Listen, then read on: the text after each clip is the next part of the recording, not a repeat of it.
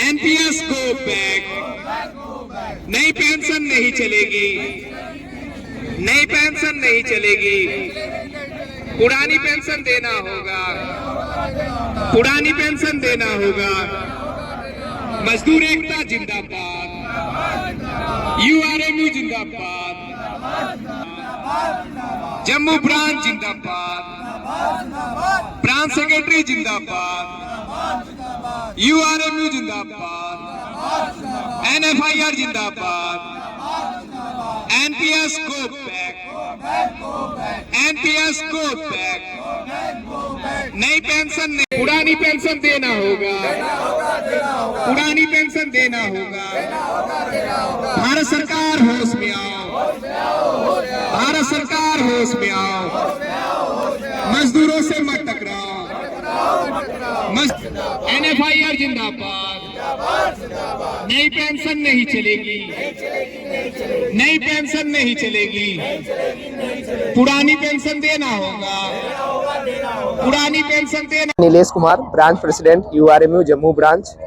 आज उत्तरीय रेलवे मजदूर यूनियन एनएफआईआर के आह्वान पे यहाँ पर कटरा में भूख हड़ताल पे बैठी है। ये 4 दिनों का हमारा भूख हड़ताल चल रहा है, जो कल से प्रारंभ हुआ था।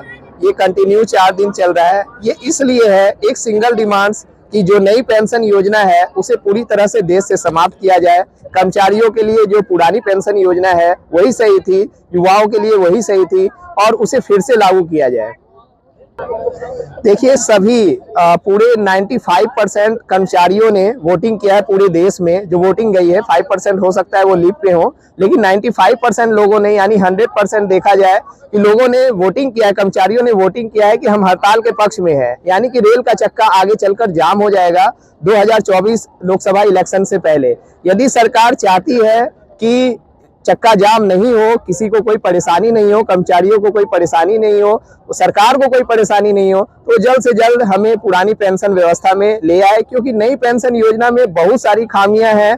आज जो बंदे उसमें रिटायर हो रहे हैं एनपीएस के तहत, उन्हें 300-400 रुपये महीने का मिल रहा है। बुढ़ापे में 30 साल, 35 साल, 40 साल नौकरी करने के बाद जब हमें 300-400 महीने का मिले तो उससे गुजारा बसारा कैसे होगा। यानी जो हमने देश सेवा किया पूरे 30 साल 35 साल की नौकरी में, और उसके बाद हमें 300-400 रुपये महीने का मिले, जबकि हमारी सैलरी से पेंशन के लिए 10% हर महीने जमा होता है और सरकार 14% देती है। यानी 24% पैसा ये सीधे जो है सीधा शेयर मार्केट में जाता है, और शेयर मार्केट में कोई ग्रोथ मिल नहीं पाता। इसलिए ऐसा पेंशन, ये नई पेंशन योजना जो नो पेंशन स्कीम है, इसके तहत हमें कोई पेंशन नहीं मिल पाता।